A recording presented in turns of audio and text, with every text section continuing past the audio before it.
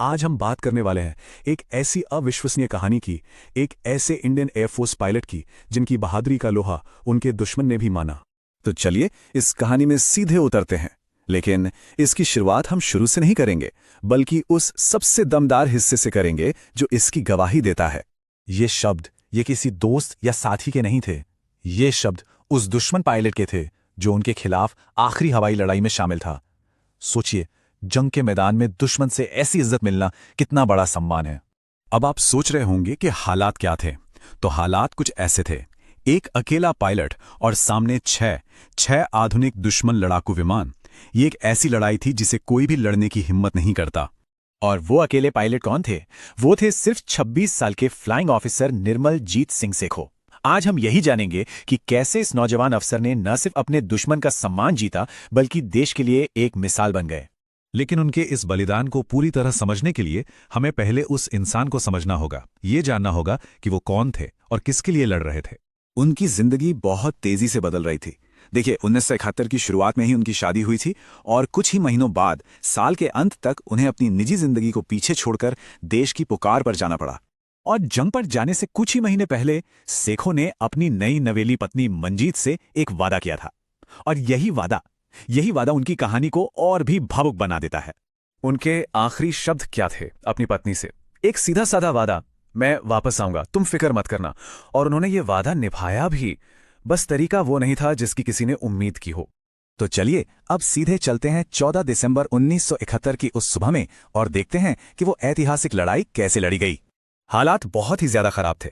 कड़ाके की ठंड, घना कोहरा, इतना कि कुछ दिखाई नहीं दे रहा था। और इसी मौसम का फायदा उठाकर दुश्मन ने एक बहुत ही जरूरी भारतीय एयरबेस को तबाह करने का प्लान बनाया। ये सिर्फ एक लड़ाई नहीं थी, ये आसमान में डेविड और गोलियात की जंग थी। एक तरफ था सिखों का छोटा और फुर्तीला नैट विमान, जिसे मच्छर भी कहते थे, और दूसरी तरफ थे दुश्मन के बड़े और ताकतवर F-86 सेबर जेट्स, जिन्हें हाथी माना जाता था। मतलब ताकत और हथियारों में तो कोई मुकाबला ही नहीं था। रनवे पर लगातार बम गिर रहे थे।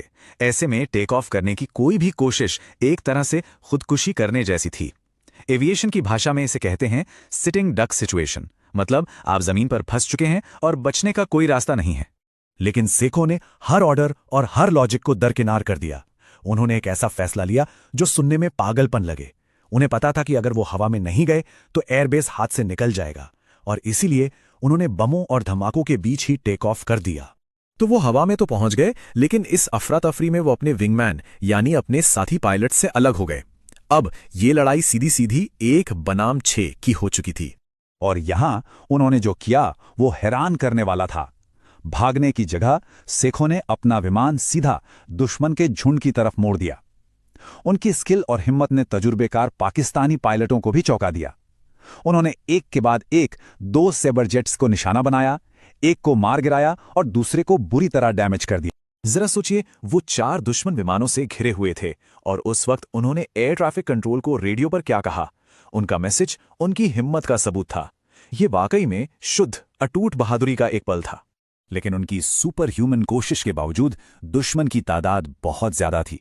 चारों तरफ से होती गोलियों की बौछार ने आखिरकार उनके विमान को निशाना बना ही लिया। भले ही ये लड़ाई उनके अंतिम बलिदान पर खत्म हुई, लेकिन उनके इस एक एक्शन ने एक बहुत ही जरूरी रणनीतिक जीत पक्की कर दी थी। उनके इस बलिदान का नतीजा क्या निकला? श्रीनगर एयरबेस बच गया। रनवे को तबाह करने का पाकिस्तानी मिशन पूरी तरह फेल हो गया। हमलावर फोर्स को पीछे हटना पड़ा। मतलब उन्होंने अकेले ही एक बहुत बड़े रणनीतिक हमले को नाकाम कर दिया था। उनकी इसी अदम्य वीरता के लिए निर्मल जीत सिंह सेखों को मरणोपरांत परमवीर चक्र से सम्मानित किया गया। वो इंडियन एयरफोर्स के पहले और आज तक के इकलौते परमवीर चक्र विजेता हैं। उनकी कहानी हमें एक बहुत ही गहरे सवाल पर सोचने को मजबूर करती है कि हीरो कौन होता है? वो जो लड़ाई जीतता है या वो जो उस लड़ाई का नतीजा बदल देता है? सच्ची जीत शायद हमेशा जिंदा रहने में नहीं होती, बल्कि इस बात में होती है कि आपके बलिदान का असर क्या हुआ।